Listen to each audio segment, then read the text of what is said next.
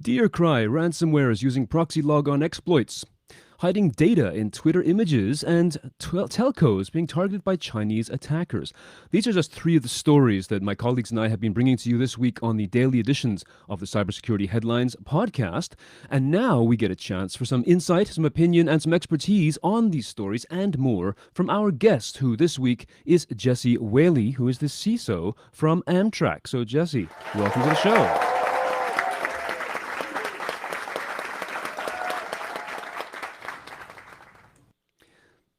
Jesse, are you there? I'm here, Steve. There you are. Welcome. It's good to see you. Welcome to the show here. We have a busy week, as we always do, and just wanted to let you know and let everybody else know as we start here that our sponsor for our episode this week is Trend Micro. And if you are joining us live, you can also join us on Crowdcast and join the conversation there, and we'll look for your comments and hopefully involve them in the show as well.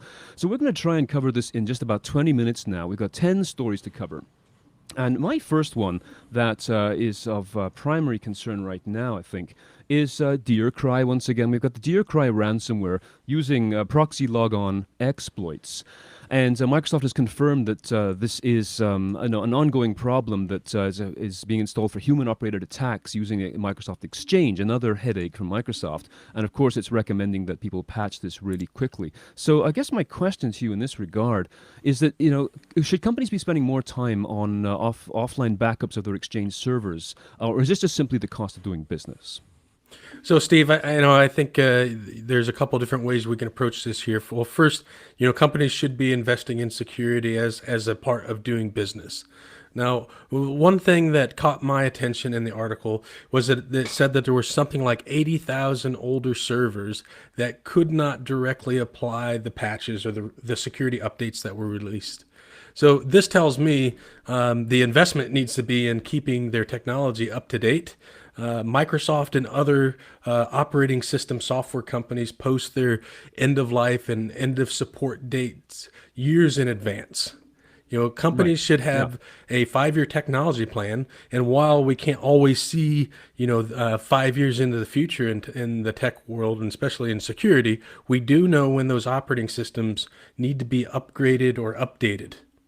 So one other point there, Steve, is CISA has a great ransomware guide that's available to everyone.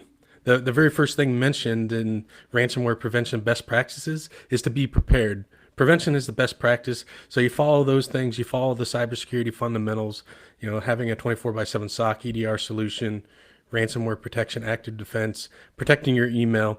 Those are the things that companies should be investing in.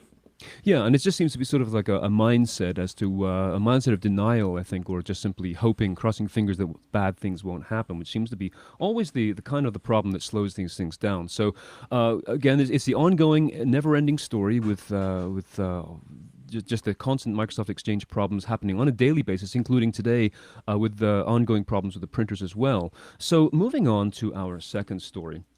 We've got security agencies. This is an interesting thing that the French security body was looking to see that general security agencies are doing a terrible job at sanitizing their own PDF files.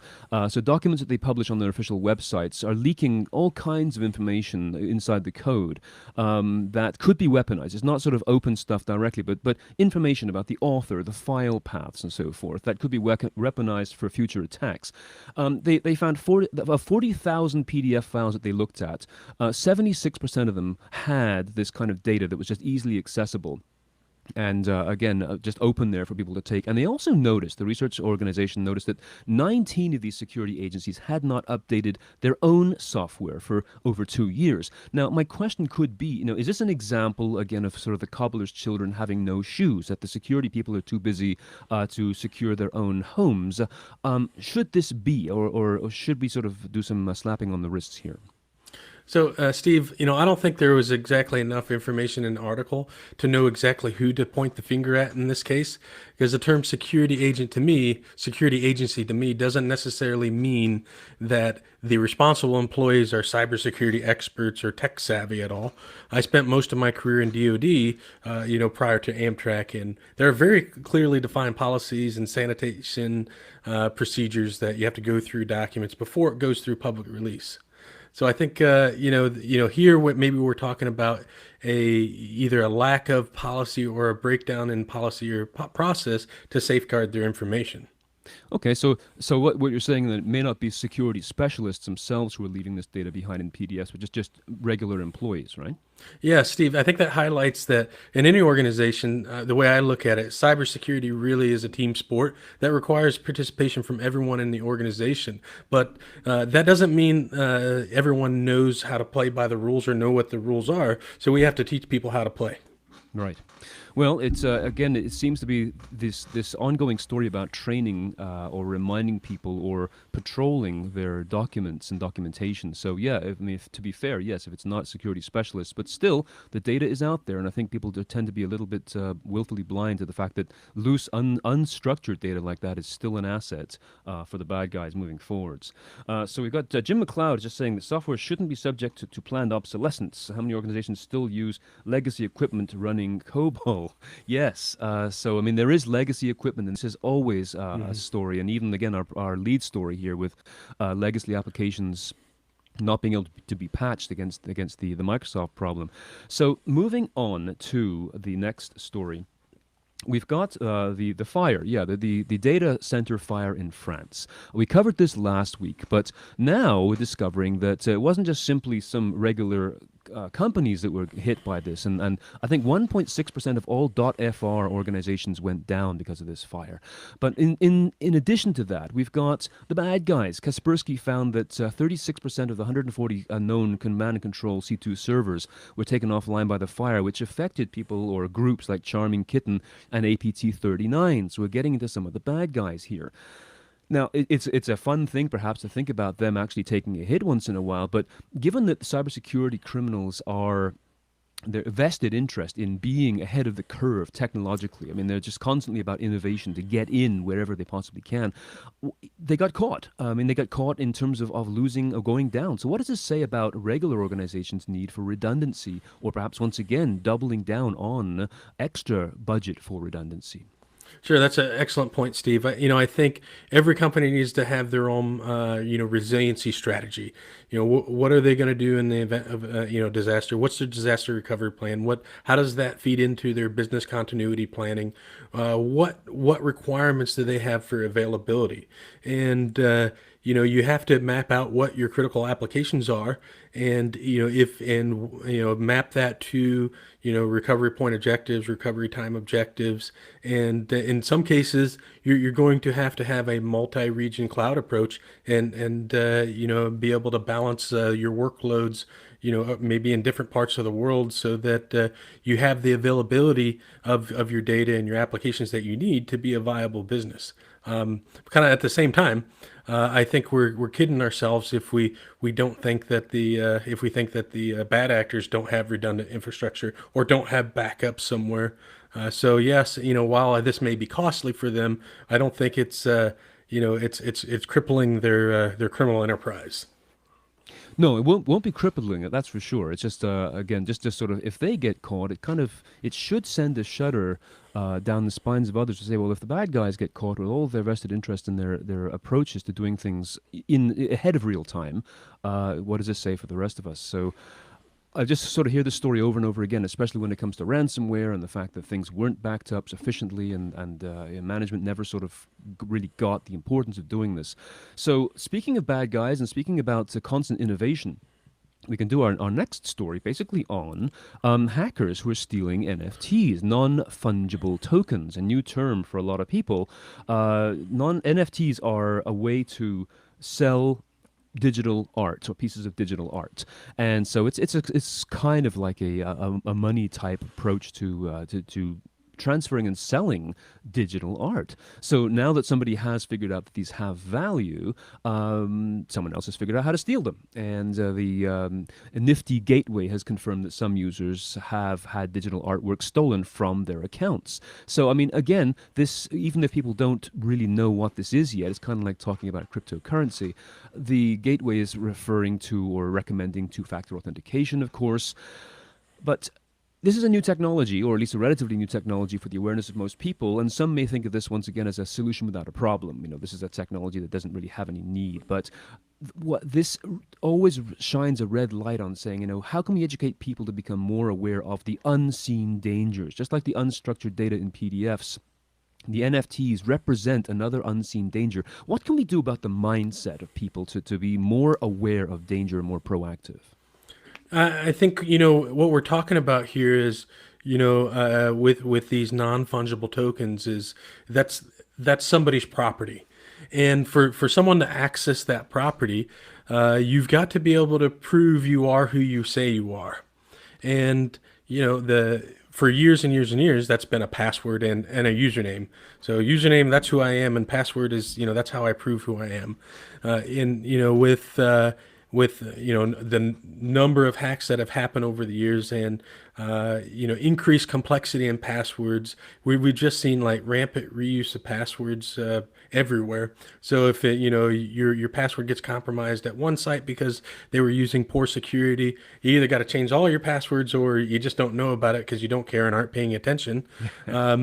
So the really only way around this is either going to a multi-factor authentication solution that adds another factor that proves you are who you say you are. Either biometrics or something you have, pressing that approve on your authenticator app, or what I like even more is leaning a little bit more towards passwordless authentications as we move into the future. Yeah, I mean, I think people are getting tired already of 2FA, let alone MFA. So passwordless techniques may be the way to go. Yeah, just amazing. And there was a comment. Yeah, Jim MacLeod is saying NFT because blockchain isn't silly enough. Absolutely. And I saw a comment before then. Just trying to find the. Ian Pointer said basically that whenever there's a new technology like NFTs, somebody is going to steal it. So this is the point. Yeah, keeping constantly on guard about new concepts like this, even if they are a solution without a problem, there's still something that's of value to somebody somehow. So let's take a moment here and acknowledge our sponsor for the week. And our sponsor for this week, as I said before, is Trend Micro.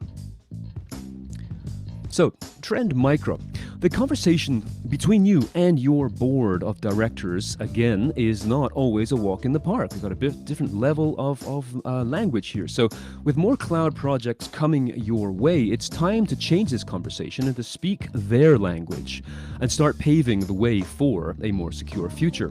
So, for more information about how Trend Micro can help you with this, go to trendmicro.com/CISO. So we are back, and we are now looking at the next of our questions here. And this one is now going to be about telcos targeted by Chinese attackers. And the backstory for this one is that we've got McAfee reporting that a hacking group known as Mustang Panda and Red Delta, known to operate out of China, has targeted at least 23 telcos across Southeast Asia, Europe, and the US since August of 2020. And what this is doing is directing employees to a malicious phishing domain where Cobalt Strike is sitting waiting to strike. And it's believed they're trying to steal sensitive data around 5G technology. And the phishing site itself appears to be like a Huawei career site, even though Huawei has nothing to do with this whatsoever. So, okay, just another typical phishing type approach. But my question is, how can all the vulnerability management and all the cybersecurity people that we work with, when I am browsing around, my McAfee tells me when there's a safe site, which is a secure site and a real site. Is there more we can do about safe site certification to say, well, this particular link is a phishing site, even if it looks like a Huawei career page? Is there a missing piece still there?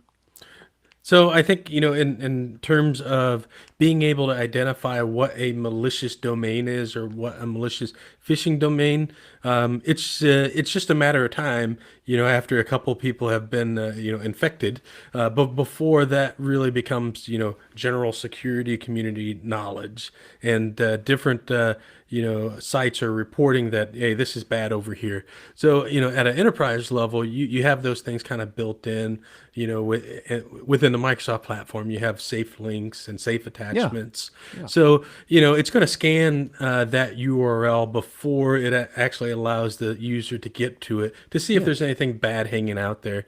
And then, what I've found, a lot of, malicious malware is hanging out on, let's say, Google Docs, or, in a Google Drive, or, in AWS S3 buckets. So, we block all of those cloud storage sites that are not authorized for, business use.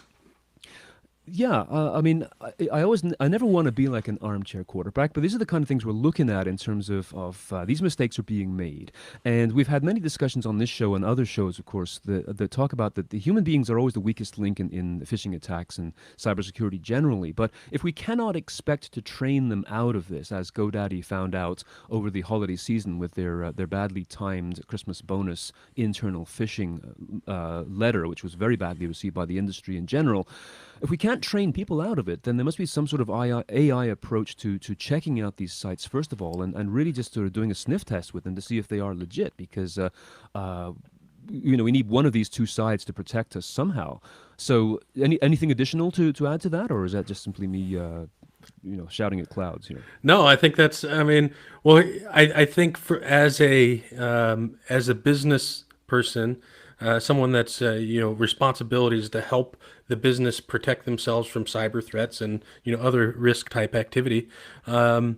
This becomes really just another vector within a, zero trust type strategy. Like, why would we trust something if we're not doing business with it and we haven't vetted it? Yeah, So, zero it's trust. a trust, and, I take more of a trust but verify approach. Yeah. So Jim MacLeod is saying here that who determines whether a site is safe in quote marks? I mean, a central government registry or multiple competing commercial sites? Very good point. I think what I'm thinking more about is more rather than a subjective definition of safe. I mean, if there's some way you can determine that this is leading to some kind of phishing operation. I mean, I'm just using general terms, but I would want to see if there is perhaps an objective definition of what safe actually is. But thank you, Jim, for that comment. That's excellent. So something that I do particularly enjoy reading out, which is that telemarketers, and maybe you disagree with me on this point, but telemarketers have been fined for 1 billion robocalls that they made. We've got the U.S. FCC issuing a $225 million fine against two Texas-based telemarketers, Rising Eagle and J Square Telecom, for being responsible for about 1 billion robocalls selling short-term health insurance plans, IRS imposter calls, Apple support, and COVID hardship programs, and fictional results from Amazon. So this is something that most people don't like robocalls, but the politicians who are also in charge of this kind of thing also use them for campaigns. So do you think this is a good thing or a bad thing that the robocall companies are getting a big, heavy slap on the wrist here? All I can say is a great thing, and if you can't see me, I was clapping in the background as Steve was reading the news. So that's we need audience applause there. I like it. Oh, yes. Okay, hang on. Here we go. I have a very, very well-trained audience. They are very responsive. It only took you 2 or 3 prompts to get them to respond. So excellent. We have to now, by the way, speaking about moving along here, we have to get into our lightning round because we are getting to the point of 18 minutes. My goodness, we've got to get through this really quickly here. So my next question to you, a fast little response, is going to be about Dropbox Sure. Password Manager. Coming free, storage, password management. More and more browsers and things are now offering password management. And my question is this a good thing or a bad thing in terms of opening the door for password insecurity just because of an embarrassment of riches? Do I share my passwords with all these kinds of things? Is it a good thing or a bad thing for Dropbox to be doing this, in your opinion? So personally, I like password managers. I think, as I said earlier, I think passwordless solutions are even better, but we're not there yet. And so I think, I don't think, having a lot of password managers is necessarily a good thing, but you pick one or two and that's what you use. Right. Excellent. Yeah, pick one or two and just stick with that. Excellent.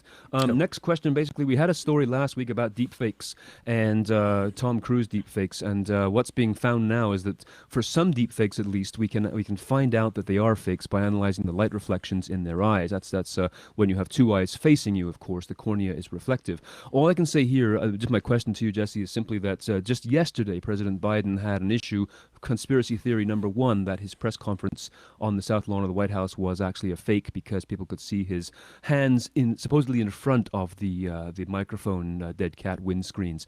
So my thought is, isn't this a good thing? I mean, in the sense that it's bringing attention to the concept of deep fakes. There's always going to be conspiracy theories no matter who's in power.